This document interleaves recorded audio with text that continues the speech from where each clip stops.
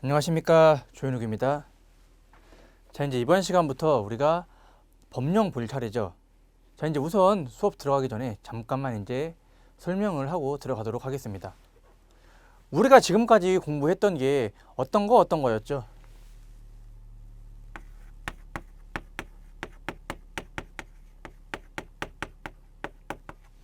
일반 화학을 했었고, 그 다음에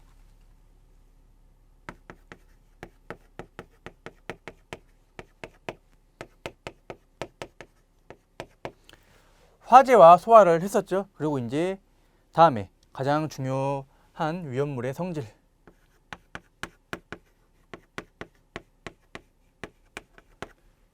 유별이죠.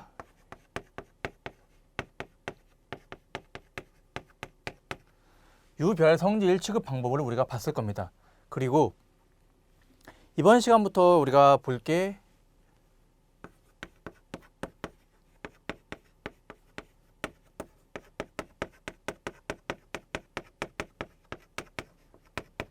위험물 안전관리법이죠.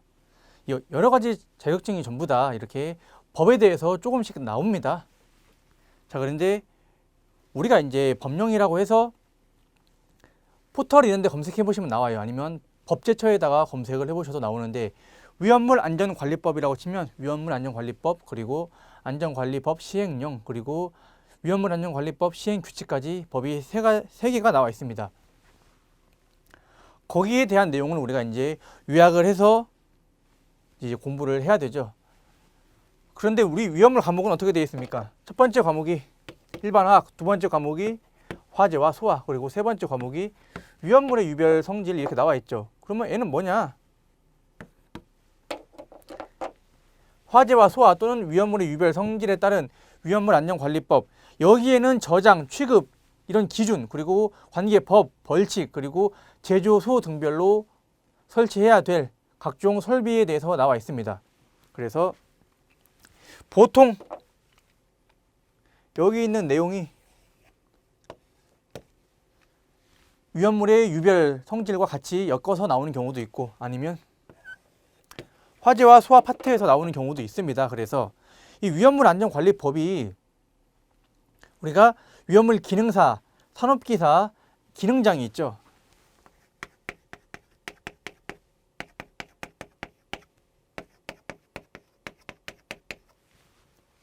위 두 과목들은 어떻게 돼 있어요? 과목 구분 없이 통합적으로 60문제가 나오죠. 그래서 산업기사는 그렇지만 과목이 구분되어 있죠.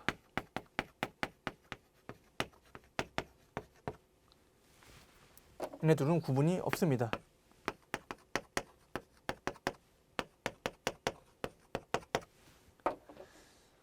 문제를 여러분들이 파악해 보시면 이 안전관리 법령 파트에서 나오는 문제를 보면 기능사나 기능장에 비해서 산업기사 파트에서는 이 법령 문제가 조금 덜 나오는 편입니다. 그래서 여러분들이 아시겠죠? 왜냐하면 여기에 섞여서 들어가 버리는 거예요. 포함돼서 들어가 버리고, 그리고 유별의 성질 같은 경우에도 사실상 기능장이랑 당연히 기능사보다 더 어려운 거 물어보고 난이도가 높게는 들어가겠지만 물어보는 거 자체는 좀 덜 물어봐요. 왜냐하면 같은 60 전부 다 이 세 가지의 자격증 전부 다 60문제 시험을 봅니다. 그렇지만 위험물 산업기사 우리가 어려워하는 이유가 있죠. 일반 화학에서 아예 20문제를 가져가 버리죠. 그래서 이제 나머지 40문제의 화재 그리고 연소의 종류, 화재의 종류, 그리고 소화 방법, 소화 약제, 소화 설비, 소화 설비에는 또 이제 소방 설비에서 경보 설비 여러 가지가 있겠죠. 그리고 이제 위험물의 유별, 제1류부터 6류까지, 그리고 관련 법령까지 해서 총 40문제 문제가 나오는 겁니다. 그래서 여러분들이 공부를 좀 어떻게 하시면 되느냐면, 만약에 여러분들이 산업기사를 처음 공부하신다. 기능사랑 기능장, 물론 뭐 기능장 따신 분들은 산업기사 하진 않으시겠죠. 기능사를 공부하고 오신 분들은 오히려 더 편해요. 그런데 기능사 공부를 하지 않고 자기는 산업기사를 처음 공부하신다 할 경우에는 이 내용을 좀 보셔야겠죠. 그렇지만 기능사에서 이 안전관리법 보는 것보다는 약간 더 내용이 적다고 보시면 됩니다.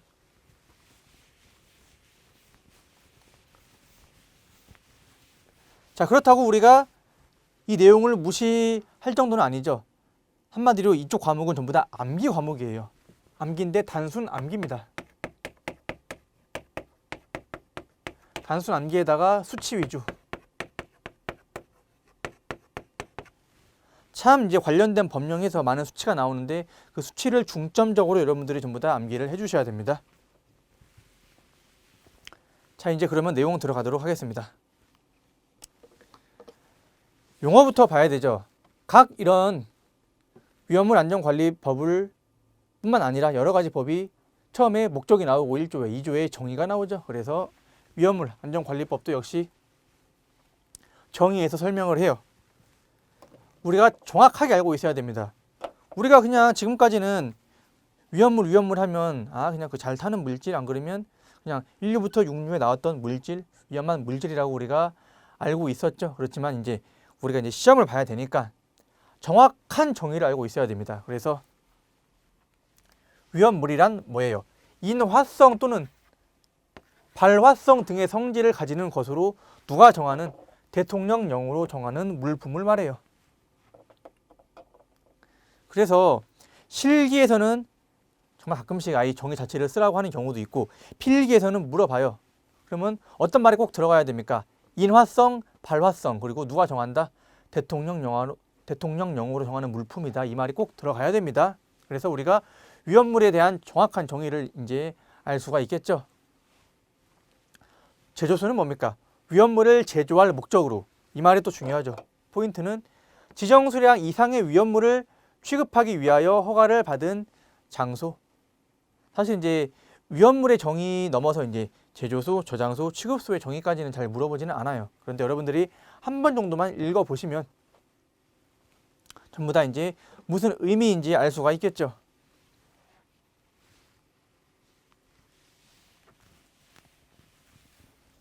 다음 보겠습니다. 저장소, 지정 수량 이상의 위험물을 저장하기 위한 대통령령이 정하는 장소로서 허가를 받은 장소. 취급소는 역시나 지정 수량 이상의 위험물을 제조 외의 목적으로 취급하기 위한 장소로서 제6조 1항의 규정에 따른 허가를 받은 장소를 말합니다. 그래서 제조소와 저장소, 취급소. 여러분들이 한 번만 읽어보면 어떤 장소인지 다들 아시겠죠? 자, 그래서 이제 제조소 등이라고 앞으로 많이 나올 겁니다. 이 안전관리법에서는 제조소 등이라고 참 많이 나오는데 세 가지를 한꺼번에 묶어서 말하는 거예요. 그래서 제조소 등이라고 하면 제조소와 그리고 저장소 그리고 취급소 이 세 가지를 묶어서 한꺼번에 그냥 제조소 등이라고 부른다는 점 여러분들 알고 계시기 바랍니다. 자, 그럼 이제 저장소의 종류 8가지와 취급소의 종류 4가지를 봐야겠죠. 제조소는 그냥 제조소 하나입니다. 그래서 더 이상 볼 게 없겠죠. 우리가 이 저장소의 종류와 취급소의 종류 4가지도 알고 있어야 돼요. 그런데 여기서는 써보지만 우리가 이제 뒤로 가서 설비의 기준, 각종 기준을 보는 파트에서 지겹도록 이제 보기 때문에 여러분들이 자동적으로 전부 다 암기를 하게 돼요. 그런데 시험 문제에 이런 문제도 나옵니다. 다음 중 위험물 저장소가 아닌 것은 아니면 취급소가 아닌 것은 이라고 이렇게 정말 단순 간단한 문제도 나오기 때문에 우리가 한번 다 적을 줄 알아야겠죠. 종류 8가지 한번 적어보겠습니다.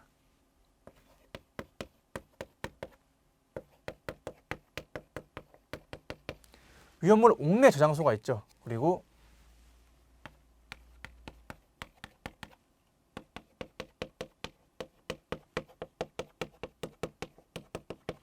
옥내 탱크 저장소. 그래서 옥내와 건물 안에 어떠한 건물 안에 있는 저장소와 그 건물 안에 탱크가 있는 옥내 탱크 저장소. 이게 있고 또 다음에 옥외.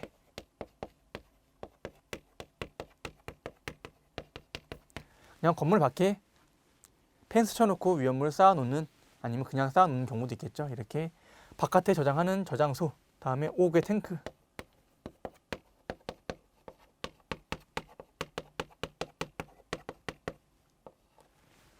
바깥에 아주 큰 탱크 저장소 있겠죠. 보통 이제 정유사나 이런 제조소에 있는 저장소를 말해요. 다음에 이제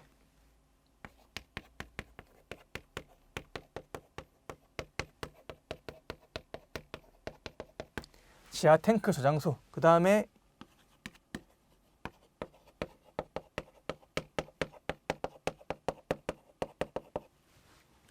지하 탱크 저장소 같은 경우에는 특히나 주유소 바닥이 많이 매설이 되어 있죠. 지하에 탱크로 매설해서 저장하는 저장소를 말합니다.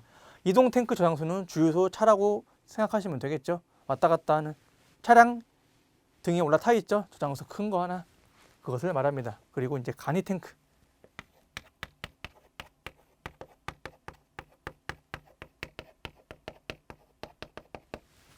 간이로 조그마한 곳, 600리터 이하짜리 간이 탱크를 저장하는 저장소, 다음에 안반 탱크 저장소.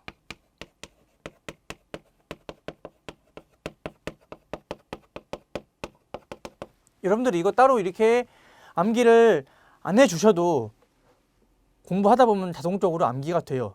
그래서 이걸 이렇게 따로 외우거나 그러지 않으셔도 됩니다. 왜냐하면 뒤에 가서 지겹게 나와요.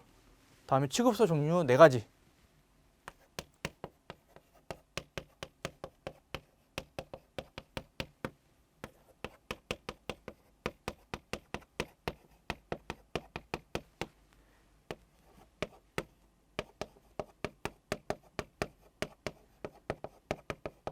마지막으로 판매 취급소까지.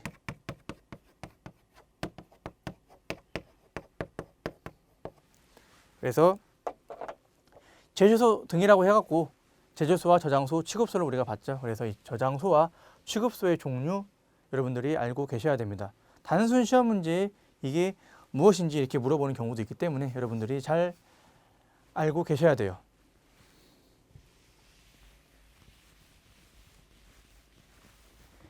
여러분들이 이제 책에 보시면 여러 가지 기준이 나와 있죠. 그렇지만 산업기사에서 나오는 법령 문제에서 이렇게 조건에 해당하는 것까지는 거의 잘 물어보진 않아요. 그래서 그냥 어떤 게 있는지 정도만 잘 보시면 되겠죠. 자, 이제 예제 보겠습니다. 문제가 여기 있는데 사실 이거는 여기까지 공부하고 풀 수는 없어요. 왜냐하면 뒤에 가서 저장의 기준에 나오지만 미리 한번 보겠습니다. 제가 사료 위험물 했을 때 언뜻 언급을 한 적이 있었을 거예요. 5개 저장소에서 저장할 수 없는 위험물. 5개 저장소에서는 인화점이 0상인 위험물만 저장할 수 있습니다. 우리가 아세톤의 인화점이 마이너스 18도씨인 거 알고 있죠? 그래서 저장할 수 없습니다. 그리고 제가 이제 아가 벤톨 사료에서 했을 때 톨루엔의 인화점이 4도씨라서 저장 기준에서 나오는 부분이 있다라고 제가 말을 했었죠. 그래서 여기 나와요. 5개 저장소에서 톨루엔은 저장할 수 있습니다. 왜냐하면 인화점이 0상이기 때문에 벤젠은 마이너스 11도, 가솔린은 마이너스 43에서 마이너스 20도, 아세톤은 마이너스 18도이기 때문에 저장할 수 없습니다. 또 되는 거 뭐가 있습니까? 피리딘이 인화점이 20도였죠. 그래서 5 외에서 저장할 수 있는 거예요. 그래서 제1류 위험물에서 인화점을 암기를 해야 되는 이유가 이 파트에서 나옵니다. 다음 보겠습니다. 위험물 안전관리법에서 구분한 취급소에 해당하지 않는 것은 우리가 주요 취급소, 이송 취급소, 판매 취급소, 일반 취급소까지 보고 옥내 취급소라는 말은 들어본 적이 없죠. 그래서 정답은 2번이에요. 옥내 저장소겠죠. 여러분들 이런 단어에 혼동되시면 안 되고 아까 우리가 봤었던 저장소 8가지 그리고 취급소 4가지 말고는 해당되지 않아요. 그냥 그럴듯해 보여도 절대 주유소 등에 해당하지 주유소가 아니고 제조소 등에 해당하지 않는다는 점 여러분들 꼭 알고 계시기 바랍니다.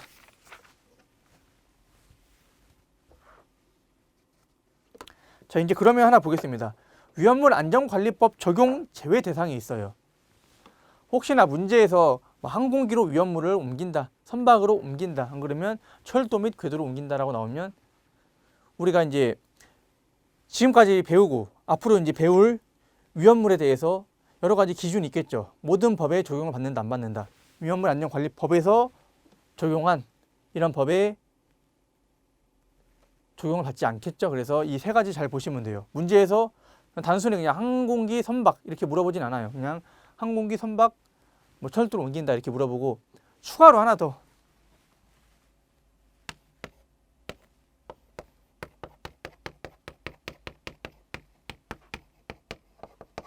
뭐 군사시설, 뭐 군대 이런 거 나와도 적용 제외 대상이니까 여러분들 참고를 해주시기 바랍니다.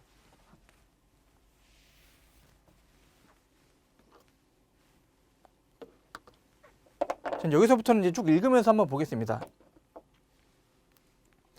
제조소 등을 설치하고자 하는 자는, 제가 이제 제조소를 만들려고 합니다. 정유사를 하나 차리려고 해요.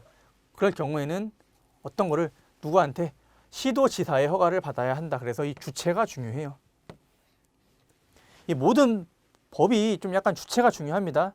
어떤 거는 누가 한다, 어떤 거는 누가 내린다, 그리고 어떤 거는 대통령령으로 한다, 어떤 거는 행정안전부령으로 한다, 막 이런 것들 법이 많죠. 그래서 법 파트에서 시험 문제 나올 때는 이런 걸 많이 물어봐요. 실제로 누가 해주냐, 누구한테 내야 되냐, 며칠 내로 해야 되냐, 몇 년 내로 해야 되냐, 아니면 처벌은 어떻게 되냐. 사실 이런 걸 많이 물어보기 때문에 여러분들이 주체를 잘 보셔야 됩니다.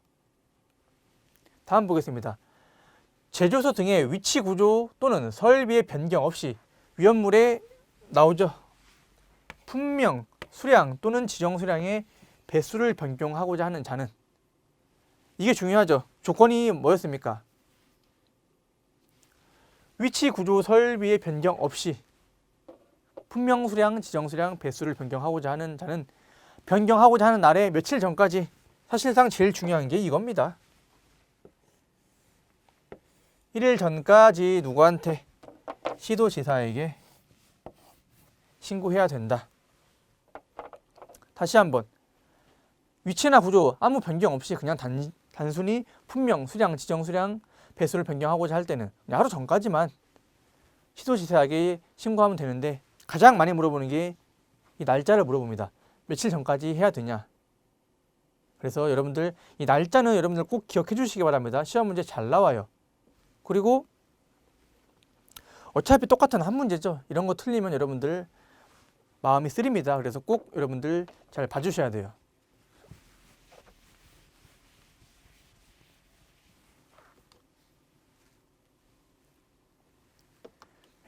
이제 위험물의 취급에 대해서 한번 보겠습니다. 지정 수량 이상. 우리가 지금까지 계속 앞에서 지정 수량을 봤었죠. 칼륨의 지정 수량은 10kg이다. 그리고 인화 칼슘의 지정 수량은 300kg이다. 그리고 질산의 지정 수량은 300kg이다. 여러 가지 있었죠. 또 더 해볼까요? 철분의 지정 수량은 500kg이다. 여러분들 지금 이거 공부하실 때는 전부 남기를 하고 오셔야 됩니다.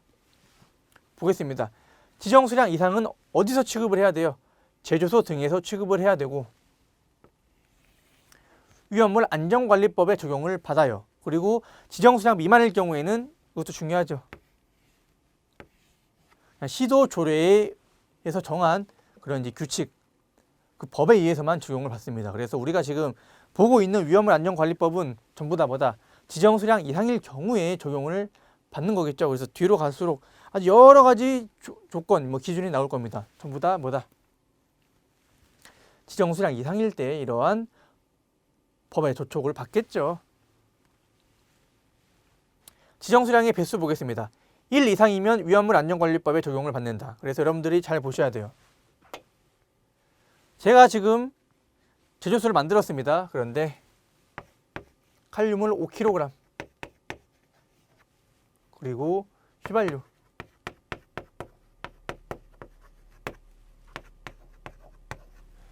(100L를) 이제 가지고 있어요. 이럴 경우에는 위험물 안전관리법에 적용을 받는다, 안 받는다? 여러분들이 계산을 한번 해보실 수가 있겠죠. 칼륨의 지정 수량이 얼마입니까? 10이죠. 10인데 얼마나 있어요? 지금 5가 있죠. 휘발유의 지정 수량, 제 1석유류인데 물에 녹지 않기 때문에 200입니다. 근데 100이 있습니다. 더하면 얼마가 나옵니까? 0.5, 0.5 더해서 1이 나오죠. 그래서 한마디로 한 물질이 지정 수량에 해당하지 않더라도 전부 다 총합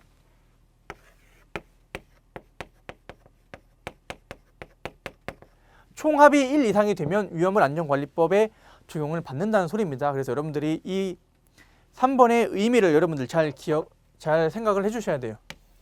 뭐다? 총합이다. 총합이 1이 넘어가 버리면 적용을 받는다. 만약에 저 휘발유를 90리터만 갖고 있어요. 그러면 200분의 90 해가지고 1이 안 되겠죠. 약 한 0.9면 나오겠죠. 그러면 어떤다? 위험물 안전관리법에 적용받지 않고 시도 조례에 의해서 위험물을 취급하면 되겠죠. 그래서 이 지정수량 배수 1 이상이라는 의미를 여러분들 잘 알고 계시기 바랍니다. 다음 보겠습니다. 제조소 등의 용도 폐지.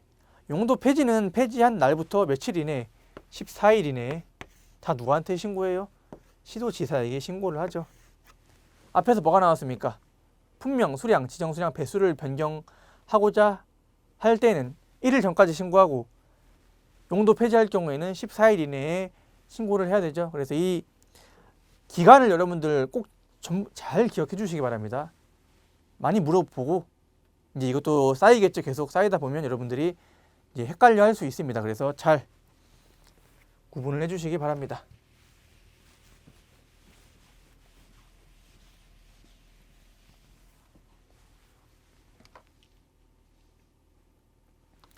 지금 예제 한번 보겠습니다. 제조소 등의 위치 구조 설비의 변경 없다고 나와 있죠. 없이 품명, 수량 등을 변경하고자 하는 자는 1일 전까지 우리가 계속 봤었죠. 실제 시험 문제 이렇게 나옵니다. 다음, 용도 폐지 며칠 이내에 신고해야 돼요. 14일 이내에 신고해야 되죠. 그래서 여러분들이 이렇게 간단한 일수만 잘 이렇게 기억하고 있어도 시험 문제 한 문제는 그냥 꽁으로 맞힐 수가 있는 거죠. 우리 시험 문제 총 몇 문제예요? 60문제죠. 꽈락이 없다는 전제하에 몇 문제 이상 맞아야지 합격입니까?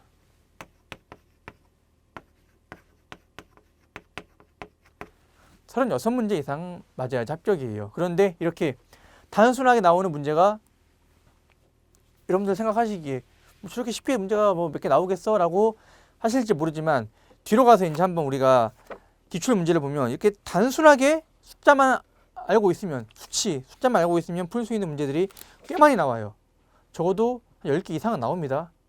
그럼 우리가 이제 이런 문제 나오면 어떻게 돼요? 시간을 절약할 수 있겠죠. 그냥 보고선 답 적고 넘어갈 수 있겠죠. 그 정도까지 여러분들이 암기가 되어 있어야 돼요. 그래야지 합격에 가까워지겠죠. 특히나 이런 것들은 절대 틀리면 안 되는 문제입니다. 다음 보겠습니다. 이제 완공 검사 신청 시기. 지하 탱크가 있는 제조소 등은 탱크를 매설하기 전에 완공 검사 신청을 해야겠죠. 탱크 매립해버리면 다시 꺼내기 꺼낼 수야 있겠죠. 그런데 어떻게 돼요? 다 꺼내고 이제 다 덮어버리고 다 이제 콘크리트, 아스팔트로 다 덮어버리면 어떻게 그걸 검사해요? 지하에 박혀 있는데 눈으로 확인이 불가하죠. 그렇다고 탱크 안에만 들어가서 볼 거는 아니잖아요. 그래서 매설하기 전에 검사를 해야 된다. 여기 있는 것들은 그냥 여러분들이 상식적으로 생각해 보시면 완공 검사 신청 시기는 이해하기 편해요. 안 보이니까 매설하기 전에 검사를 해야겠죠. 이동 탱크 저장소. 이동 저장 탱크를 완공하고 상치 장소를 확보한 후 특히나 이동 탱크 저장소 같은 경우에는 주유소 차죠. 위험물을 싣고 다니죠. 그래서 일반 아무데나 이렇게 주차해놓고 차 세워놓으면 안 되고 상치 장소를 확보해야 돼요. 그래갖고 무슨 말입니까? 다 만들어 놓고선 그 차 다 만들어 놓고선 탱크 다 만들어 놓고선 상치 장소 확보한 다음에 신청을 해라 그 이야기겠죠. 이송 취급소 같은 경우에 좀 까다롭죠. 공사의 전체 또는 일부를 완료한 후 다만 지하천 등에 매설하는 이송 배관 공사의 경우 매설하기 전 당연한 거죠.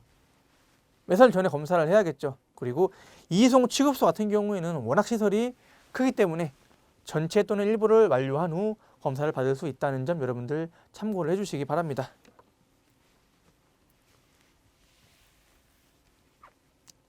자, 이제 여기 중요한 게 나옵니다.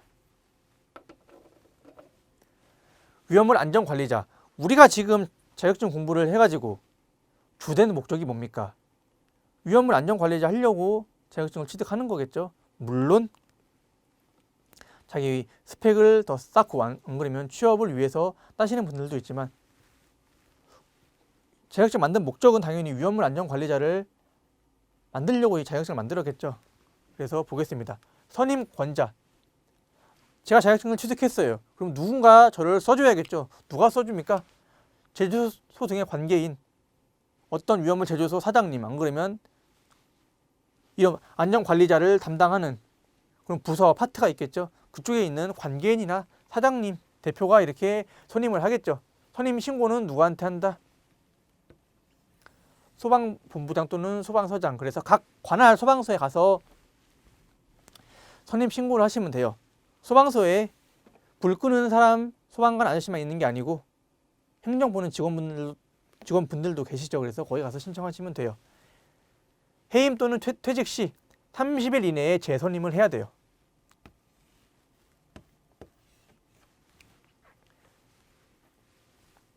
만약에 시대 제조소라는 회사가 있다고 합시다.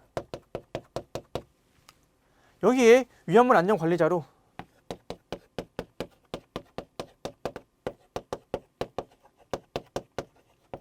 제가 등록이 돼 있어요. 그런데 그만둘 수 있겠죠. 그냥 싫어서 그만둘 수 있고, 안 그러면 제가 뭐 죽어서 그만둘 수 있고, 아니면 이직해서 그만둘 수 있겠죠. 그랬을 경우에는 며칠 이내, 30일 이내에 재선임을 해야 돼요. 넘어가 버리면 당연히 과태료 대상이, 벌금이나 과태료 대상이 되겠죠. 선임 신고는, 그리고 이제 제가 여기 딱 들어왔어요. 선임 됐어요. 그랬을 경우에는 14일 이내에 신고를 해야 됩니다. 그래서 여러분들 이것 잘 수치를 기억해 주시기 바랍니다. 용도 폐지도 14일 이내에 해야 되죠. 그래서 겹치는 부분도 있기 때문에 여러분들이 잘 보셔야 돼요. 그리고 대리자 지정. 제가 그만뒀어요.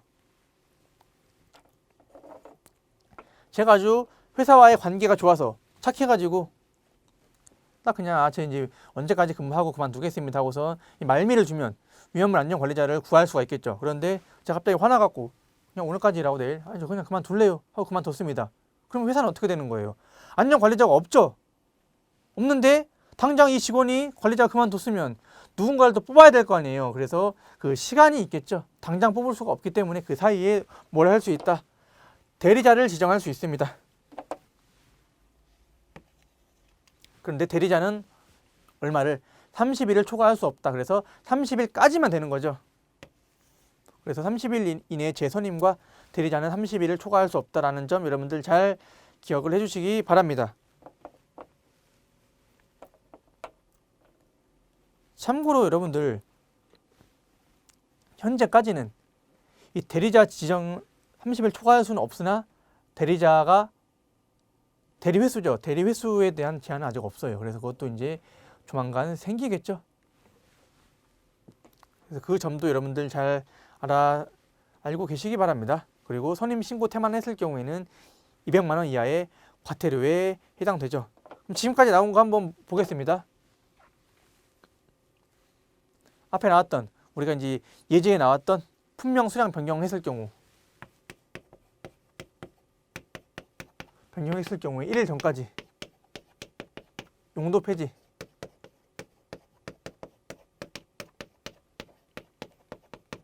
(14일) 전까지 그리고 선임 신고 14일 이내 그리고 해임 퇴직 30일 이내